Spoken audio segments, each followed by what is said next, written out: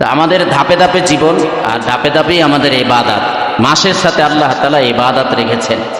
তো এই মুহররম মাস পেয়ে বহু নামদারি মুসলমানরা বহু কিছু করবে, করলেই যে সেটা ইবাদত হবে ব্যাপারটা এমন না। ইবাদতের পেছনে দলিল প্রমাণ এটা কোরআন এবং সুন্নাহ থেকে থাকতে হবে।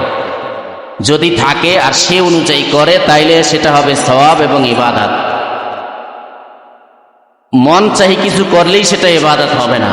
10ই মুহররমকে কেন্দ্র করে আগামী শুক্রবার 10ই মুহররম, শুক্রবার দিন পড়েছে। এই 10ই মুহররমকে কেন্দ্র করে বহু কিছু আমাদের দেশে হবে, ভিন্ন দেশেও হবে। হইলেই যে এটা শরিয়াত, হইলেই যে এটা আসলেই দিন ইসলামের একটা বিষয়, এটা মনে করা যাবে না। তাজিয়া মিছিল আছে,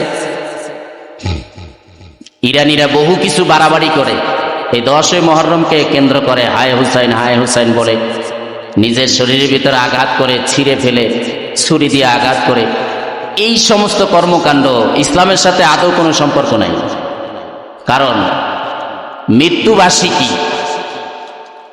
মৃত্যুবার্ষিকী পালন করা এবং জন্ম উৎসব পালন করা এটা শরীয়তের সওয়াবের কোনো বিষয় না।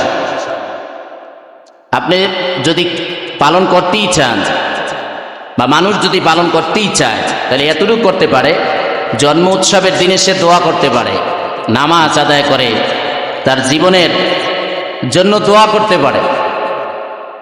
কিন্তু সামাজিকভাবে জন্ম উৎসব যেভাবে পালন করা হয়, কেক কেটে তারপরে বিভিন্ন নারীদের নিয়ে নাচ গান ড্যান্স এগুলো দিয়ে যে জন্ম উৎসব পালন করা হয়, মানুষ এগুলো ধুমধাম করে পালন করে, আসলে এগুলো কোনো শরীয়তের বিষয় না, সওয়াবের বিষয় না, বরং আরো গুনাহগার হবে।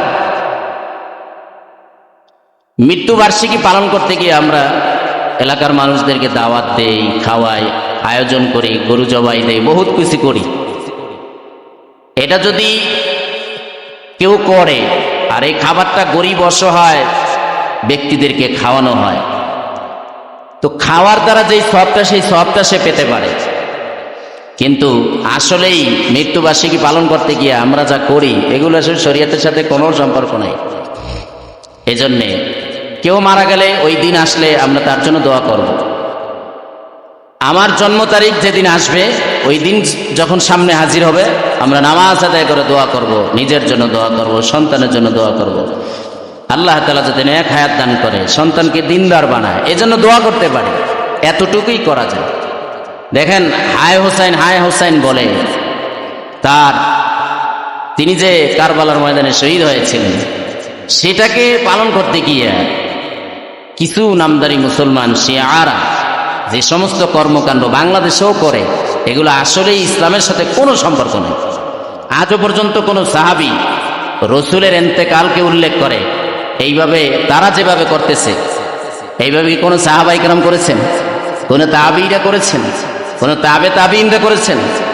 তাইলে এত বছর পরে এসে তারা যে এই সমস্ত কর্মকাণ্ডগুলা করতেছে বা করবে 10ই মুহররমকে কেন্দ্র করে, এগুলো ইসলামের সাথে, শরীয়তের সাথে এবং হোসেন রাদিয়াল্লাহু তাআলা আনহুর সাথে কোনো সম্পর্ক নাই। হোসেন রাদিয়াল্লাহু তাআলা আনহু শহীদ হয়েছেন, ধমনী থেকে রক্ত দিয়েছেন শুধু জমিনে দ্বীন প্রতিষ্ঠা করার জন্য, বাতিলের মোকাবেলায় নিজের ধমনী থেকে রক্ত ঝরিয়েছেন কালিমার পতাকা জমিনে উড্ডীন করার জন্য, অন্য কোনো উদ্দেশ্য তার ছিল না। কিন্তু যারা তাজিয়া মিছিল করে, চান্দাবাজি ধান্দাবাজি করে, ঘোড়া সাজায়, নারীদের কিনে নাচ গান করায়, এগুলোকে হোসেন রাদিয়াল্লাহু তাআলা আনহু করতে বলেছেন? কথা বলেন তো। এগুলো যে করতেছে এগুলো ইসলামের নামে বাড়াবাড়ি ছাড়া আর কিছু না। সম্মানিত উপস্থিতি, আমি বলতে চাই 10ই মুহররমকে কেন্দ্র করে আল্লাহ রসুল যা বলেছেন, যা করতে বলেছেন আমরা সেটাই করব, ভিন্ন কিছু আমরা করতে যাব না, দেখতেও যাব না। এজন্যে আল্লাহ রসুল এক হাদিসে বলেছেন, আফযালুস সিয়ামি বা'দা রমাযান শাহরুল্লাহিল মুহাররম, যে রমাজানের রোজার পরে সর্বোৎকৃষ্ট রোজা হচ্ছে মুহররম মাসের রোজা। আল্লাহর কাছে অধিক পছন্দনীয় রোজা হচ্ছে রমাজান মাসের রোজার পরে মুহররমের মাসের 10 তারিখের রোজা। তাই 10 তারিখের রোজাটা আল্লাহ তাআলার কাছে অধিক পছন্দনীয় রমাজানের রোজার পরে। তাহলে এই হাদিস দ্বারা আমরা জানলাম যে 10ই মুহররম যদি কেউ রোজা রাখে তো আল্লাহ তাআলা তার এই রোজাটা পছন্দ করবেন এবং ভালোবাসবেন। ভিন্ন হাদিসে রাসূল বলেছেন, সিয়ামু ইয়াউমি আশুরা, আশুরার রোজা আহতাসিবু আলাল্লাহ, আমি আল্লাহর কাছে আশুরার রোজার ব্যাপারে আশা রাখি। রাসূল বলেন, আইয়ুকাফফিরাস সানাতাল্লাতী ক্বাবলা, যে পিছনের 1 বছরের গুনাহ আল্লাহ তাআলা মাফ করে দিবেন। সুবহানাল্লাহ। তাহলে এই হাদিস দ্বারা বোঝা গেল যে আশুরার 10 তারিখে কেউ যদি রোজা পালন করে তাইলে তার পিছনের 1 বছরের সগীরা গুনাহ আল্লাহ তাআলা ক্ষমা করে দিবেন। তাহলে 10ই মুহররমে যদি কিছু পালন করতেই হয় তাহলে রোজা রাখতে হবে, কি বলেন? ইস্তেগফার করতে হবে, জীবনের পিছনের গুনাহগুলা মাফ করাইতে হবে, রোজা রাখতে হবে। ইহুদি খ্রিস্টানরাও রোজা পালন করে। তো রাসূল জিজ্ঞাসা করলেন, তোমরা কেন রোজা পালন করো? যে আমরা এই দিন স্মরণ করি যে মূসা আলাইহিস সালামকে আল্লাহ তাআলা ফেরাউনের কবল থেকে বাঁচায় দিয়েছে, সেই দরিয়া পার করে দিয়েছেন, সেই দিনটাকে স্মরণ করার জন্য আমরা রোজা রাখতেছি। তো রাসূল বলেন যে আল্লাহ তাআলা যদি আমাকে হায়াতে বাঁচায় রাখেন, আগামী বছর আমি 10ই মুহররমের সাথে একদিন আগে পরে মিলায়া 2টা রোজা পালন করব। সাহাবায়ে কেরামদেরকেও বললেন, তোমরাও রোজা রাখবে। তো এই হাদিস দ্বারা বোঝা গেল যে 10ই মুহররমে বেশির থেকে বেশি আমরা রোজা পালন করতে পারি, এর থেকে তো বেশি কোরআন হাদিসে নাই। তাহলে ভিন্ন যেগুলো করা হয় 10ই মুহররমকে উল্লেখ করে, এগুলো শরীয়তের সাথে কোনো সম্পর্ক নাই। সম্মানিত উপস্থিতি, এখানেই আশুরার আলোচনা আমি শেষ করতে চাই। বাকি ভিন্ন দিকে আমি আপনাদেরকে নিয়ে যেতে চাই। আর সেটা হচ্ছে, আমরা এমন একটা সময় অতিবাহিত করতেছি, এমন একটা সময় আমরা অতিক্রম করতেছি, যেই সময়টা মানুষ গুনাহ করার জন্য প্রতিযোগিতায় লাগতেছে। গুনাহ করার জন্য কে কার আগে বেশি গুনাহ করতে পারে, কে কার আগে বেশি অপরাধ করতে পারে, এমন একটা সময় আমরা অতিক্রম করতেছি। কথা ঠিক না বেঠিক?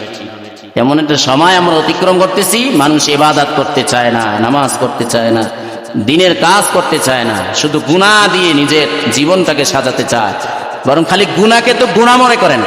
এখন এমন একটা সময় আমরা অতিক্রম করতেছি, গুনাহকে গুনাহ মনে করে না, পাপকে পাপ মনে করে না, অপরাধকে অপরাধ মনে করে না, এটা সাধারণ বিষয় মনে করে মানুষ করতেছে। সুদকে সুদ মনে করে না, বেপরদাকে বেপরদা, এটা গুনাহ এটা মনে করে না। খারাপ কাজ এমন ভাবে মানুষ করতেছে, বেপরোয়া হয়ে গেছে, বেলজ্জা হয়ে গেছে মানুষ, এত নিকৃষ্টতায় পৌঁছে গেছে মানুষ যে কাউকে পরোয়া করে না, আল্লাহকেও পরোয়া করে না, কোনো মানুষ